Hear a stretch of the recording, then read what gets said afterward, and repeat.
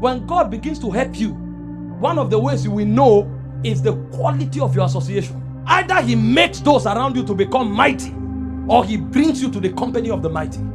That's why both Gentiles come and kings come. It's a sign that you have risen. Because when you see them come, it means there's brightness coming out of you. They don't care what your face looks like. Gentiles, come to your light. Kings, come to the brightness of your rising. So when kings come, it's a sign that you are risen. And so one of the ways God will make you fruitful is your relationship. A point comes in your life where even if you are overpowered by warfare, you know more than 5 people that you can call. If they don't have the stature to speak and it happens, you'll be rest assured that they won't sleep until you are aware. You are a fruitful man. They can hold hands and pray even if it's 10 years. They won't give themselves rest until you are delivered. How did Peter come out? He was locked in prison. The man was tired because Herod stretched his hand and slew James. And when he saw that he pleased the Jews, Acts 12, 1-5, he went for Peter. So the opposition was fierce. Peter was tired. While he was in prison, the guy was fed up. He laid down. They should do whatever they want. But the Bible says no. Prayer was made of the church for him. There are men that will not rest until you shine. They will pray out their liver until God moves you. It's a sign. You don't become fruitful first with money.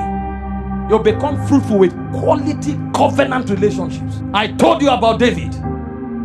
There are certain men that if a fly touch you, everything they have saved for their lives, they can give it up to ransom you. David said, I desire to drink water from the well that is in the sepulchre, that is in the sepulchre of Rachel, that is in the garrison of the Philistine. Why will you desire to drink water from there? What is in that water that you are looking for? You are saying the water is in a garrison. Why will you want to drink there? But so long as he desired it, the Bible says 3 men had it. The army won't permit it. Even David won't permit it. But they said they put their lives in jeopardy. That means the taste of David was more important to them than their lives. I'm talking fruitfulness. Men don't become fruitful just by having money.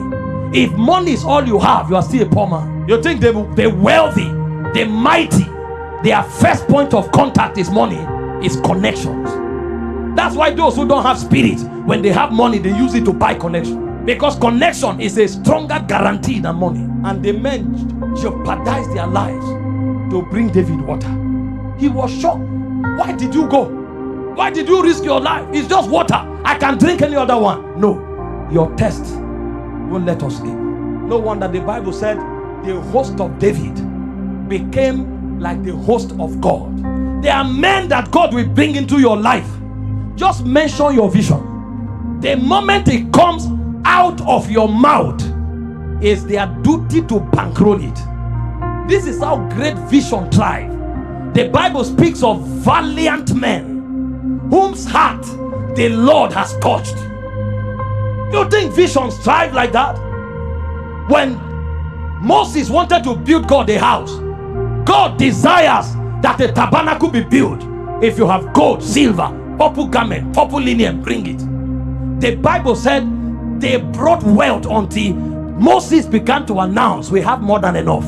Don't bring again. When David wanted to build God a house, the Bible said the mighty men of David, you needed to see the silver, the gold that they were bringing. When dollar was still about 150 naira, we did the calculation, it was over $18 billion. But now dollar is over 1,500. So you do the math. He just mentioned. I'm telling you, see, somebody, you will come into fruitful and productive relationships. It's not this one that people are gossiping you, envying you everywhere. See, there is a place for that. Influence covers for that one, because God prepares a table for you in the presence of your enemies. That's one level. But there's another level where those who follow you are willing to die for you, whether you are present or absent. That was one of the greatest gifts that Jesus had. All his disciples, the only one who went back was because of prophecy. And Jesus said it. It was the son of perdition. And it was so that scriptures can be fulfilled. When he left, all the disciples were killed. Apart from John, who was carried. No one said, wait, let me think about it. In fact, church history told us, when they wanted to kill Peter, this was a man with wife and children. He didn't say, wait, let me write a love letter to my wife. He's not an irresponsible husband. But there was something else burning in his spirit. My love for my master. Connection, my loyalty, my fidelity. What did Jesus do to him? And he said, when you crucify me, don't put me up like my Lord. Turn me upside down. The guy wasn't praying, deliver me. It's an honor to be crucified for you. But I can't be crucified like you. Even John died. Because although we didn't know how he ended, but they told us that they threw him into boiling oil. He didn't change his mind. Tied him to a caravan, threw him around the city. He didn't change his mind. So when you talk about blessings, when you talk about fruitfulness, if you will count God and count the quality of your relationships, every other thing comes from there. When Saul was pursuing David, his men didn't go back. David was behaving as a madman. They followed him and behaved like that. David was being hunted. They followed him. And in fact, they were mighty. But because David said, we won't fight this man, all of them surrendered their bows. Nobody argued with David. Let's go to war. The loyalty was intact. One of those occasions, when David came to tear the skirt of Saul, Abishai said, I will strike once. I won't strike him twice. He won't come alive. Once. So they had such men. Hope you know